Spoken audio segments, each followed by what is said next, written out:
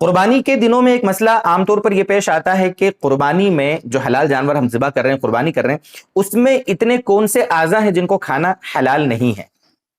اس کو آسان الفاظ میں کہوں کہ حلال جانور میں کتنے اعضاء ہیں جن کو کھانا حرام ہے، تو حدیث پاک کی روشنی میں اور فقہا کے اقوال کی روشنی میں 7 چیزیں آج آپ کو بتاتا ہوں۔ کچھ چیزیں تو اس میں بہت آسان ہے، لیکن کچھ ایک دو چیزیں ذرا سمجھنا ہوتی ہے، تو میں انشاءاللہ فوٹو کے ذریعے بھی آپ کو سمجھا دوں گا۔ سب سے پہلی چیز تو خون ہے۔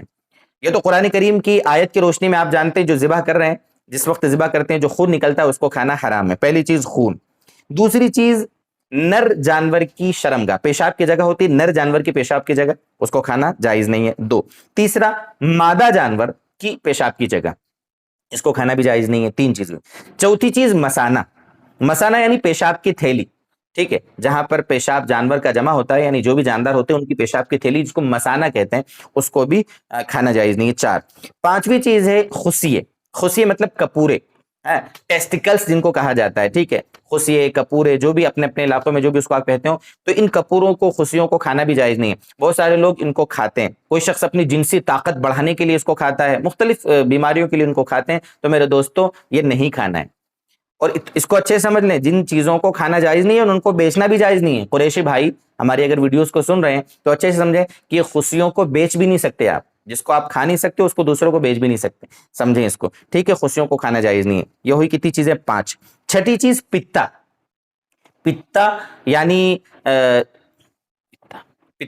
پتا یعنی ایک کچھ پانی ہوتا ہے تھوڑا سا زہریلا پانی، اور اس کی ہری ہری ایک تھیلی بن جاتی ہے نا، وہ کلیجی کے آس پاس کہیں پر رہتی ہے، پتا جس کو کہتے ہیں، سمجھتے ہیں ذبح کرنے والے، آپ نے دیکھا ہوگا اچھے سے اس کو کہہ دیں بھائی اس کو دور پھینک دو، ہے نا، تو وہ پتا کھانا بھی جائز نہیں ہے۔ یہ ہو گئی 6 چیز۔ اور 7ویں چیز ہے غدود۔ یہ غدود میں بڑا کنفیوژن ہو جاتا ہے، غدود ہوتا کیا ہے؟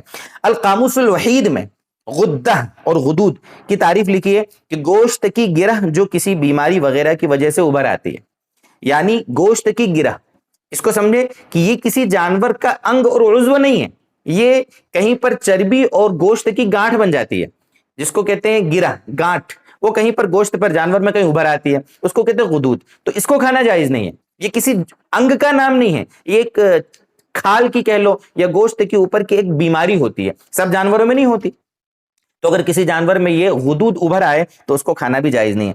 یہ 7 چیزیں ہیں۔ بہت سے لوگ غدود میں کس کو بول دیتے ہیں؟ حرام مغز کو بول دیتے ہیں کہ حرام مغز یعنی غدود، نہیں میرے دوستو، حرام مغز کا مسئلہ الگ ہے۔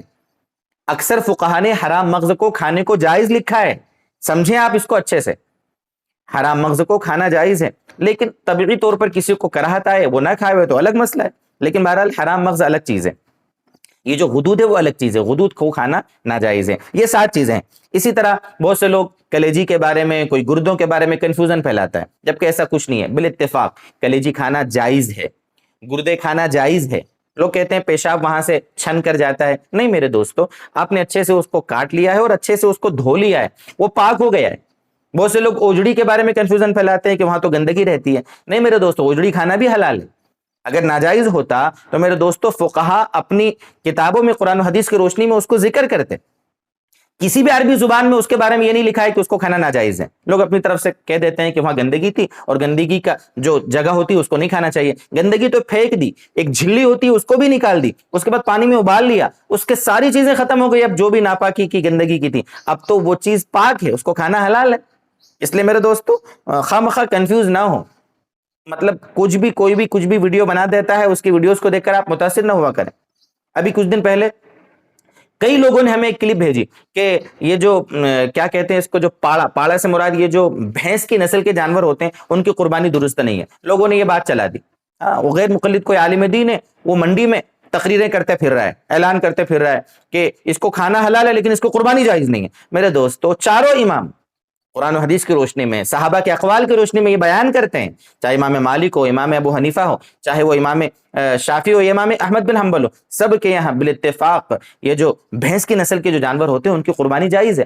اب لوگ چلا دیتے ہیں کچھ بھی، تو یہاں پر بھی لوگوں نے چلا دیا ہے کہ اس کو کھانا جائز نہیں ہے، ایسا ہے ویسا ہے، جبکہ کھانا جائز ہے۔ میں نے آپ کو بتا دیا 7 چیزیں ہیں جن کو کھانا جائز نہیں ہے، ان سے بچائیں اپنے آپ کو، باقی جو چیزیں ہیں ان کو آپ کھائیں، کھلائیں، دوستوں میں بانٹیں، آپس میں رشتہ داروں کو کھلائیں، غریبوں کو کھلائیں، خود کھائیں۔ اللہ تعالی ہماری قربانیوں کو، ہماری ان عبادتوں کو بھی اپنی بارگاہ میں قبول فرمائے۔